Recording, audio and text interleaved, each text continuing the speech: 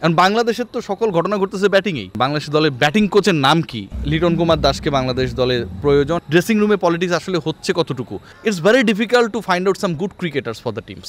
বরিশাল অংশ নেবে, ফরচুন বরিশাল অংশ নেবে না। আপনি সিলেটে খেলা রাখবেন, আপনি সিলেটের দল রাখবেন না। কুমিল্লা নোয়াখালীকে আমি ইনভাইট করতেছি, জায়গাটা কোথায়? Bangladesh cricket board till now যেসব প্ল্যান করছে, আমাকেও যদি ওদের সাথে একটু বসাইতো আমি একটু বুদ্ধি দিতে পারতাম। বিপিএল নিয়ে যে আলোচনাটা হচ্ছে, বরিশাল থাকবে কি থাকবে না, রংপুরের থাকছে কি থাকছে না, আবার নোয়াখালী আসছে কি আসছে না, আপনার কি মনে হয় যে মানে বরিশাল এবার বিপিএল অংশ নেবে?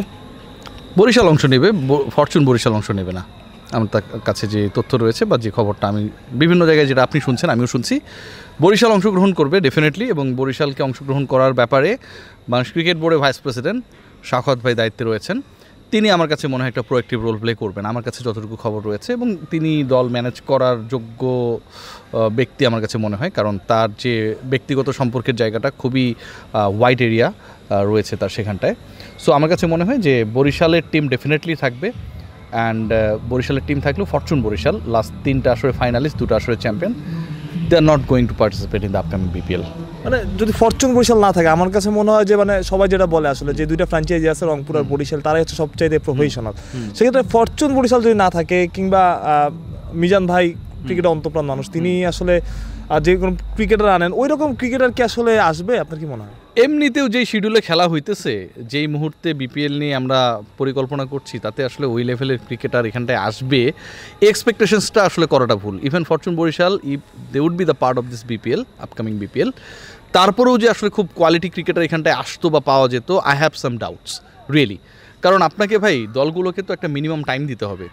আপনি ইউআই ছেড়েছেন, এখন দলগুলো ইন্টারেস্ট শো করবে, 10টা জায়গা থেকে মিনিমাম 20 জন অ্যাপ্লাই করবে, সেখান থেকে আপনি 5 জন 6 জনকে সিলেক্ট করবেন, দেন আপনি ইন্টারভিউ নেবেন, দেন আপনি প্লেয়ার ড্রাফট করবেন। মানে এই প্রসেসটায় এখন পর্যন্ত ইভেন আগামী 1 মাসের মধ্যে কোনো দল কিন্তু ক্লিয়ার হবে না যে I am going to be the owner of a particular franchise. So ও কীভাবে যোগাযোগ করবে? একই সময় অন্য বিদেশি লিগগুলো রয়েছে না, খেলবে তো। মানে ক্রিকেটাররা তো আসলে বাংলাদেশের বিপিএলে কে দল পাইলো, দল পাওয়ার পরে আমার ফোন করে বললো বা মেইল করলো যে ভাই তুমি আমার দলে খেলবা কিনা, এটার জন্য তো কেউ বসে থাকবে না, কেউই বসে থাকবে না। সো আমার কাছে মনে হয় যে বাংলাদেশ ক্রিকেট বোর্ড যেই উইন্ডোর মধ্যে আছে এবং যে টাইমিংয়ের মধ্যে আছে, it's very difficult to find out some good cricketers for the teams. তার মানে কি মনে হয় যে 5টা দল যদি হয় বিপিএল, আসলে কোন 5টা দল হতে যাচ্ছে আপনার? এখন এইটা নিয়ে খুব ইন্টারেস্টিং আলোচনা রয়েছে। আপনি দেখেন যে আমাদের ভেন্যু কয়টা বলা হয়েছে? 4টা বলা হয়েছে। 3টা ভেন্যু হচ্ছে ঢাকা, চট্টগ্রাম, সিলেট, রাইট? আপনি যদি এই 3টা ভেন্যু করেন, চতুর্থ ভেন্যু নিয়ে আমি আলোচনায় আসতেছি, তাহলে আপনাকে এই 3 ভেন্যু যেই শহরগুলোতে, সেই শহরের দল রাখতে হবে।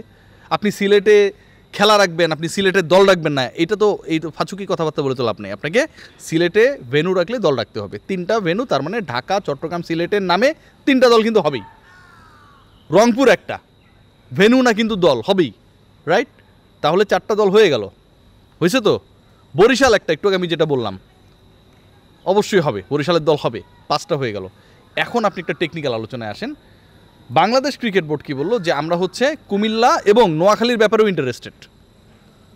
কুমিল্লা এবং নোয়াখালীর ব্যাপারে ইন্টারেস্টেড যদি তারা সত্যিকারে হয়ে থাকেন, এই 2 দলকে কি বাংলাদেশ ক্রিকেট বোর্ড, তারা যদি এগিয়ে আসে, বাংলাদেশ ক্রিকেট বোর্ডকে অ্যাকোমোডেট করতে পারবে? অলরেডি 5টা দলে আমি নাম বলেছি, এই 5টা দলের সাথে আরও একটা দল যুক্ত হবে। বরিশালে বিপিএলে ভেন্যু হবে না, শিওর থাকেন, হবে রাজশাহীতে, 4র্থ ভেন্যু, মিঠু ভাই বলেছে, রাইট?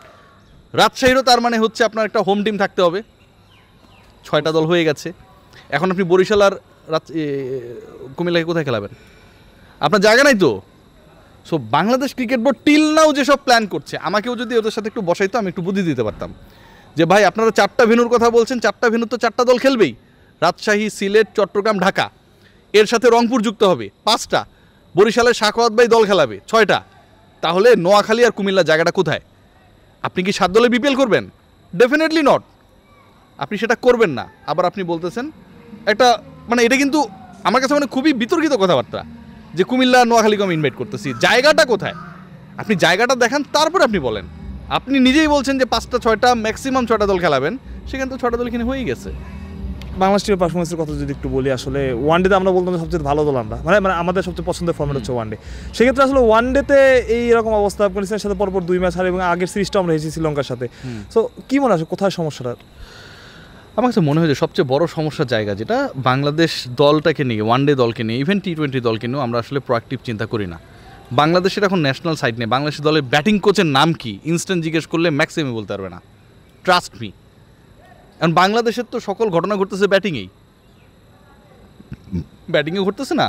আমরা হচ্ছে 18 রানে 6 উইকেট হারাই, 9 রানে 5 উইকেট হারাই, গত 2টা ম্যাচে আমরা 30 ওভার লাস্ট ম্যাচে আমরা খেলতে পারি নাই। এই যে ঘটনাগুলো কোথায় হচ্ছে? ব্যাটিংয়ে হচ্ছে।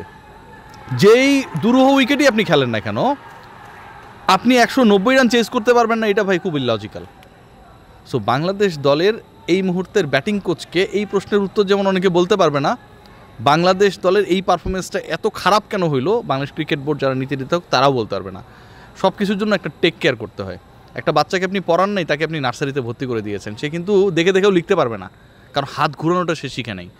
বাংলাদেশ দলে যে ধরনের অস্থিরতা, যে ধরনের ড্রেসিং রুম পলিটিক্স, এটা শুধু আমি বলি না, সবাই বলছে, এই জায়গাগুলোকে যদি বন্ধ করতে না পারেন, তাহলে তো বাংলাদেশ ক্রিকেট বোর্ডের আলটিমেটলি সবচেয়ে বড় টার্গেট যেটা ওয়ানডে বিশ্বকাপ 27 সালে যেটা হবে, সেটা একটা বড় হোঁচট খাবে। কারণ আপনি টপ 8-এ না থাকলে আপনি সরাসরি কোয়ালিফাই করবেন না। আবার কোয়ালিফায়ার যদি খেলেন, সেখানটা আপনাকে ইউএসের সাথে খেলতে হবে, ইউএইর সাথে খেলতে হবে, ওমানের সাথে খেলতে হবে, স্কটল্যান্ডের সাথে, জিম্বাবুয়ে, এই টাইপের দলের সাথে খেলতে হবে। আপনার কি মনে হয় যে এই দলগুলো খুব দুর্বল? সেই দলগুলো যদি দুর্বলও হয়, বাংলাদেশ কি খুব সবল? সো বাংলাদেশ দে আর আন্ডার চ্যালেঞ্জ। ভাই আরেকটা প্রশ্ন, একদম শেষ প্রশ্ন আসলে, মানে ওয়েস্ট ইন্ডিজ আসছে, মানে কী ধরনের মানে চেঞ্জেস বা কী ধরনের দলের মধ্যে পরিবর্তন আপনি চান বা মনে হয়? আই ডু স্ট্রংলি বিলিভ যে বাংলাদেশ দলে আসলে লিটন কুমার দাসকে বাংলাদেশ দলের প্রয়োজন এবং মিস করছে। যদিও ওয়ানডের পারফরমেন্সটা লিটনের যেমনটা ছিল, তাতে লিটনের ওয়ানডে দলে থাকা নিয়ে প্রশ্ন উঠতেই পারে, কিন্তু লিটন কুমার দাসকে বাংলাদেশ ওয়ানডে সাইডে দরকার। In form batter, experienced cricketer, we need him as well as Soumya Sarkar, এই দুইজনকে বাংলাদেশ স্কোয়াডের মধ্যে রাখা দরকার আমি মনে করি। এবং এটা যদি বাংলাদেশ করতে পারে, আমার কাছে মনে হয় ভ্যারিয়েশনটাও বাড়বে। ঠিক আছে, আপনি তানজিদ হাসান তামিম কিংবা পারভেজ হোসেন ইমনের উপর ডিপেন্ড করছেন ঠিকই, বাট আপনি যেই এক্সপেকটেশনস নিয়ে তাদেরকে খেলাচ্ছেন, সেটা কিন্তু তারা ফুলফিল করতে পারছে না। এখনও 20 গড় করতেই তাদের হচ্ছে হাপিত্যেশ অবস্থা।